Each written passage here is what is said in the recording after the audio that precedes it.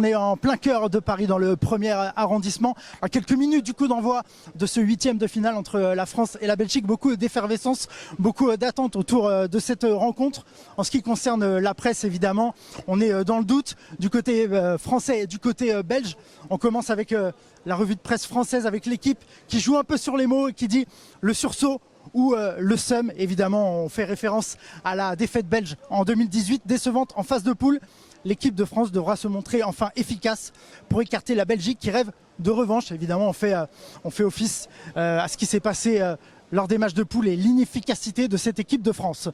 En ce qui concerne le Parisien, en titre, pas le moment de faire une blague. On joue encore sur les mots, on joue encore sur les mots, ça plaît pas beaucoup à la presse belge, mais pas le moment de faire une blague pour voir l'écart. Une grande nation du jeu va tomber ce soir. Voilà ce que titre le Parisien. L'équipe de France va devoir revenir à ses fondamentaux, une sélection injouable, défensive et qui s'est piquée quand il le faut. Voilà pour le Parisien. On termine avec Eurosport qui parle de la grande bascule. Quoi qu'il arrive, c'est le jour où tout va basculer avec forcément l'avenir de Didier Deschamps en jeu. Et pourquoi pas une rencontre qui va lancer l'Euro de l'équipe de France. Je vous ai dit c'est terminé, mais non, on va quand même terminer avec SoFoot. C'est important qu'il parle lui de politique en expliquant il était une nouvelle fois, ils font référence évidemment à l'actualité politique française. Ils espèrent que ce match va un peu faire rêver les Français et les sortir de ce marasme ambiant.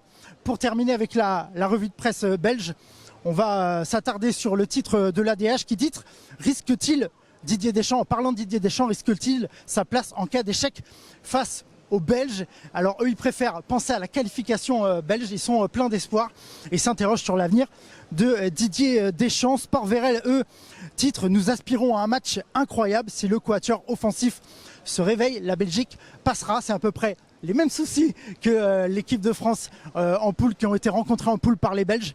Et on finit avec l'actualité, le cyclisme, le Tour de France qui est actuellement en train qui a démarré il y a 2 jours et qui démarre en Italie, qui est actuellement en train de se dérouler. C'est Remco Evenepoel, le cycliste belge, qui a une prédiction qui va pas plaire à tout le monde ici en France. Promenade de santé pour les Diables. Voilà ce qu'il prédit, 4-0 en faveur des Belges. On espère évidemment ici un autre résultat. On va suivre ce huitième de finale de très près et on se retrouve juste après pour le débriefer. Salut.